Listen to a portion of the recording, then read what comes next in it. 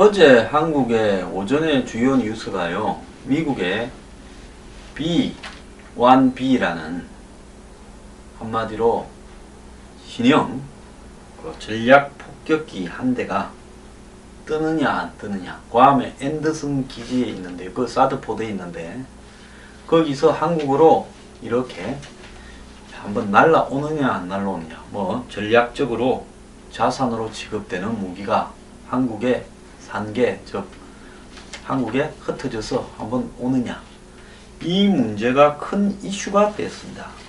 자, 미국의 비행기 한 대가 오는가 안 오는가가 큰 이슈가 되는데, 불행히 어제 괌에 비가 오고 소나기가 오고, 그 뭐 열대 지역 근처니까 항상 소나기가 옵니다. 여름철에 소나기가 오고 바람이 불었다, 이래가지고 그 비행기가 안 떴습니다. 그게 뉴스가 되었습니다. 자, 그 시간에 이 민간 항공기, 뭐 한국에서도 괌에 왔다 갔다 많이 하지 않습니까? 많이 떴습니다. 자, 미군이 어제 B-1B가 한국에 못 온 부분을 기상 악화라고 해서 이제 오늘 온다고 하는데, 우리 국민들이나 언론들은 그놈이 한국에 오느냐 안 오느냐 목줄을 놓고 있습니다.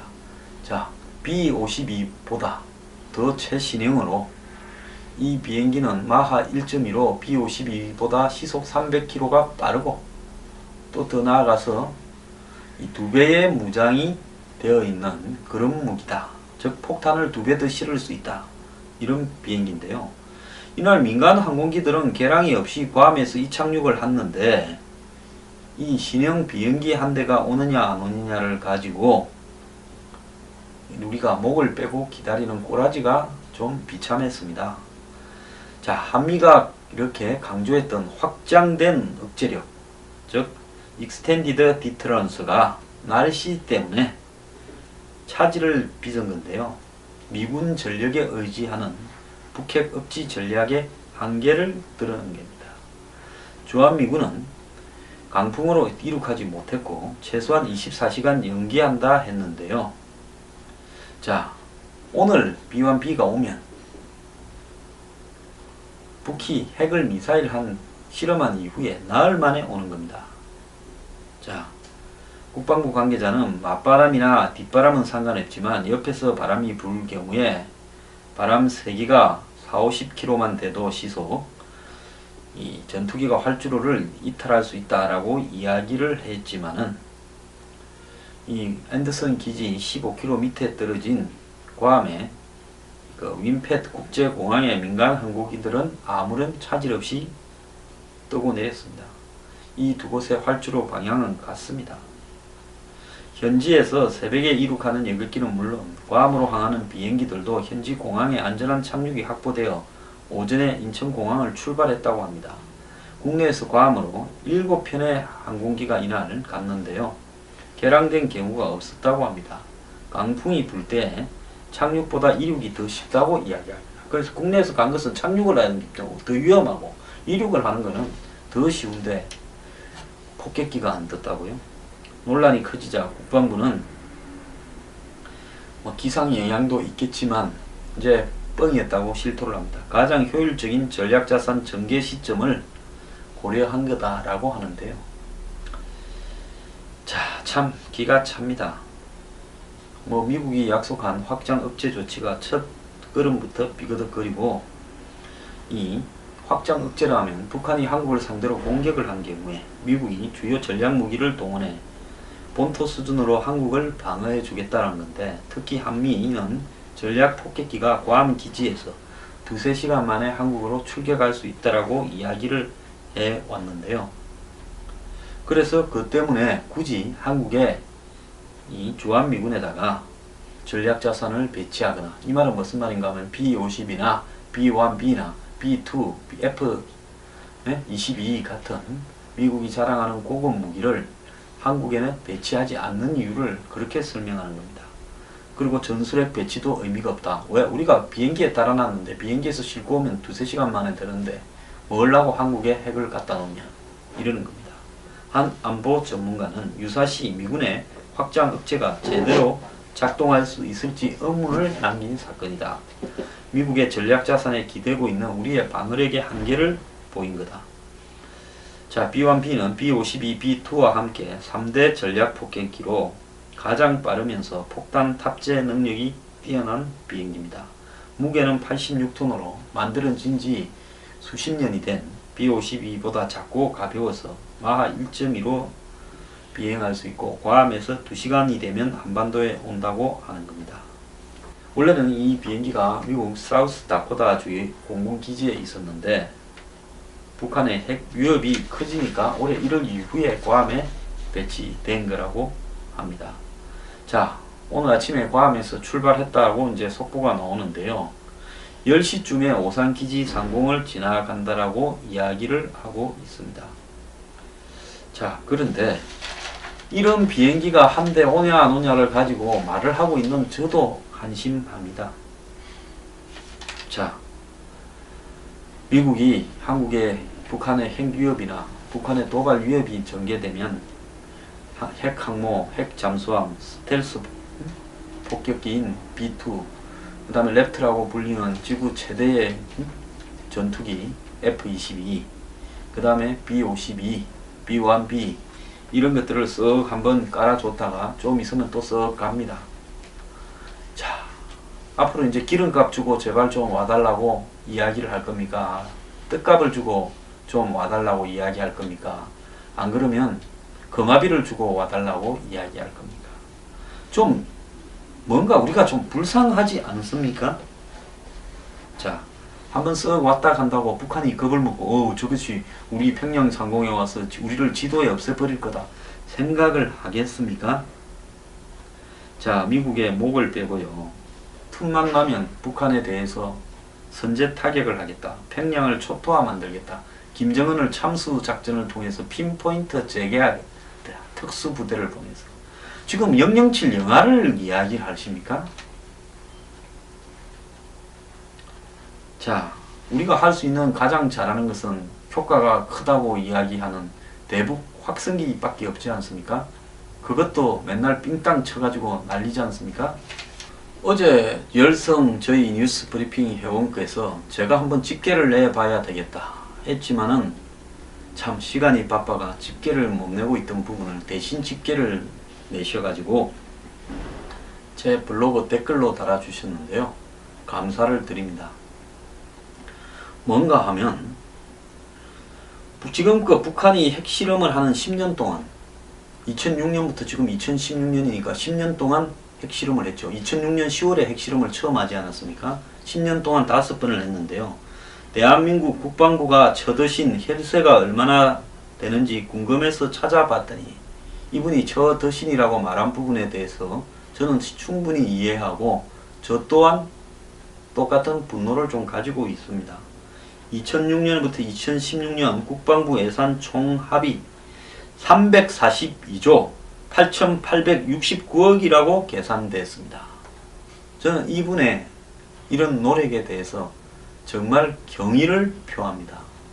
제가요 인력이 부족해서요 사무실에 솔직히 뉴스 브리핑을 진행을 하는 것을 돕는 요원만 있지 자료 수집을 하는 요원은 별로 없습니다. 그러다 보니까 이런 부분에 대한 통계들을 하려고 그러면 혼자서 시간이 걸리는데요. 정말 고맙습니다. 그 342조를 가지고 국방부는 10년 동안 뭘 했길래 우리의 국방력이 북핵과 북핵 미사일 앞에서 이따구로 형편없는지, 왜 미군 없이는 아무것도 할 수 없는지 국방부에 따지고 싶습니다. 노무현 말 맞다나 그 돈 가지고 떡 사 먹었나요? 자, 342조면 1년에 평균 34조를 더 씁니다. 이렇게 돈을 10년을 써가지고요. 지금도 북한의 핵과 미사일 위협 앞에 할 수 있는 일이 별로 없이 공짜로 날라오는 미군 비행기 보고 손을 흔들어야 됩니다. 자, 이 와중에요. 미국에서는 무슨 말들이 나오고 있는지 한번 봅시다. 자, 새 대북 정책이 시급하다라고 이야기가 나오고 있습니다. 대북 제재론이 해이론에 빠지고 있다 라는 이야기도 있습니다. 자, 과연 북한에 대한 제재만으로 할 수 있는 일이 있는가에 대한 한계론이 나오고 있습니다. 미국 언론들이 지속해서 좌우 언론들이 다 이런 논조를 제기하고 있는데요. 대북 제재의 열쇠를 쥐고 있으면서도 전통적인 북한과의 우호 관계 때문에 뒤로 빠져서 그냥 놀고 있는 중국에 대한 불신 때문에 그렇다는 겁니다. 이들 뉴욕타임즈, 워싱턴 포스트, 월스트리트 저널 같은 언론들은 공통적으로 오바마가 북핵 위협을 좀 더 심각하게 받아들여야 된다 하면서도 이 제재를 대체할 해법에는 엇갈린 견해를 노출했습니다. 북한의 5차 핵실험 직후인 유엔 안보리의 새 제재를 포함해서 추가적인 제재를 하겠다고 하니까 월스트리트 저널은 오바마의 이런 발언에 대해 뻔한 말이라면서 왜 북한 김정은과 그 측근들이 그런 말을 두려워하겠는가라고 냉소적으로 말했습니다. 자, 통과 의뢰처럼 돼버린 제재안은 충분치 않다고 월스트리트 저널은 지적을 했고요.